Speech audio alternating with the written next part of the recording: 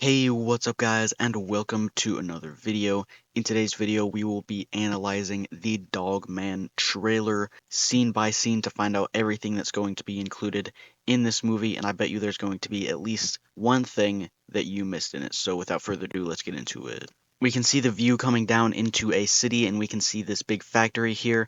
Now, I wasn't able to make out all of the words that it says on this, but we can see right here it says Supa, and right here it says Science. We can see the volcano in the background as well, and we can see another fact, and this is a factory that produces spray. And now it looks like it says growing spray, which was something that was included in the original graphic novels. However, it was not actually called growing spray. It was actually called Cannery Grow. Now, there are a lot of other different sprays that PD would use in the books, including the living spray, the obey spray, and the invisible spray. So then we can see the bomb from the original book and the whole origin of Dogman happening here when we can see the man and the dog, while they are still separate, going to go defuse the bomb. And then we can see them land on a abandoned expendable warehouse, which is where the explosion occurs. Obviously why the warehouse is expendable. And then he cuts the green wire right before realizing that dogs are actually colorblind,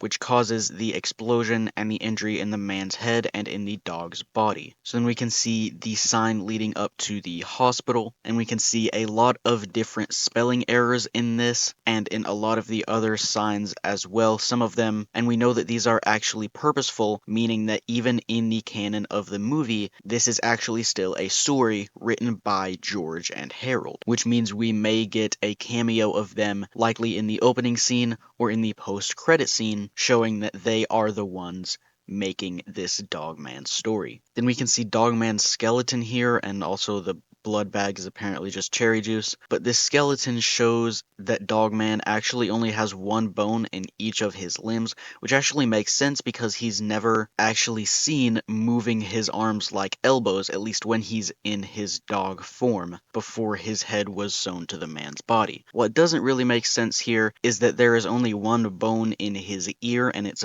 bent sideways in order to conform to his ear, but we can see even in this scene that his ear is actually flat, and that he bends it multiple different directions as well. So this is not very accurate right here. So then we can see this whole scene of a machine starting up, and it may lead us to believe that this machine is actually what they use in order to put the dog's head on the man's body for them to survive, but actually in a later scene we can see this same machine in Petey's lab, so we know that this is one of his inventions starting up right here. Now this looks like a few apps or widgets that would be on someone's phone or a device that they would use, but as far as I know this is also something that is original to the movie and was not included in the graphic novels, so we don't know exactly what this is. And then we can see Dogman jumping out of the hospital, showing that the operation was successful, and then he is using some handcuffs as nunchucks in this scene right here. And then we can see Sarah the reporter and the chief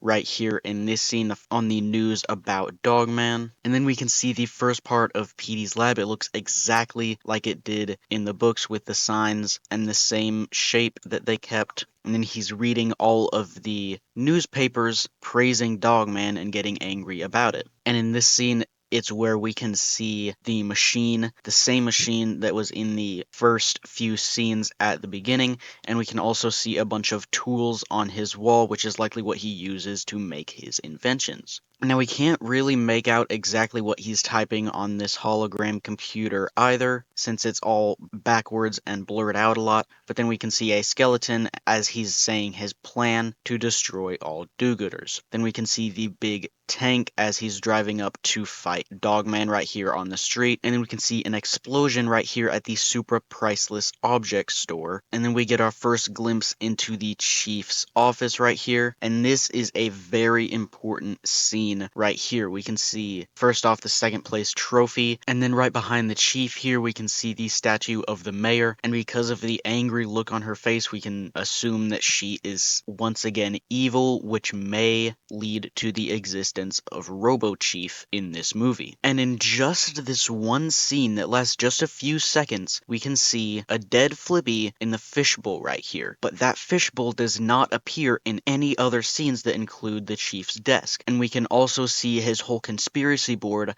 about Flippy over here, which we'll get back to in a minute. Then we can see him chasing Petey through the skies in his giant bee-mobile, but he has to turn around in order to chase his weakness, the eastern gray squirrel. Then we can see a few of Petey's inventions included here as well. We can see the giant dog cage with him trying to trap Dogman. We can see the giant vacuum that he's trying to suck Dogman up with. And then we can see the giant bone catapult, which may lead to him actually trying to gather all of the dogs in the city and bring them to the dog crusher in order to get rid of all of them. And we can see as he's watching the monitors, the second that he turns around to look at the chew toy, we can see Petey escaping through the elevator right here. And we can also see a monitor over Flippy right here, making sure that he is remaining unconscious in the fishbowl the whole time. And then we can see him chasing after and attacking the eastern gray squirrel once again. And the signature scene of him dancing on top of and licking the chief right here, which is when we get the best view of his conspiracy board, which is what I mainly wanted to talk about in this video. So we know that most of the Flippy arc has actually already happened, because right here we can see the Supa brain dots right here being tied to a picture of Flippy in the middle, and we can also see a picture of the brain dots falling into his fishbowl,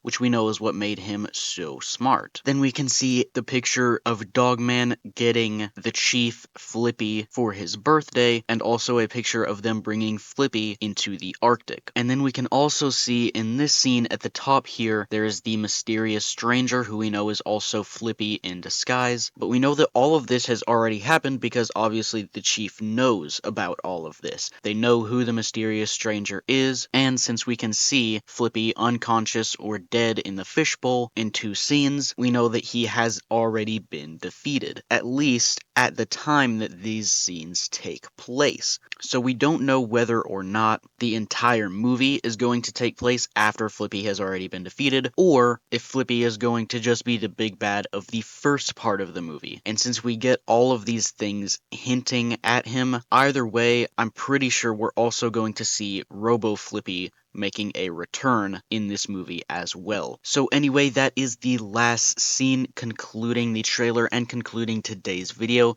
So if you did enjoy today's video, make sure to drop a like down below and subscribe with the notifications bell on so that you can be notified of all of my future videos as soon as they come out.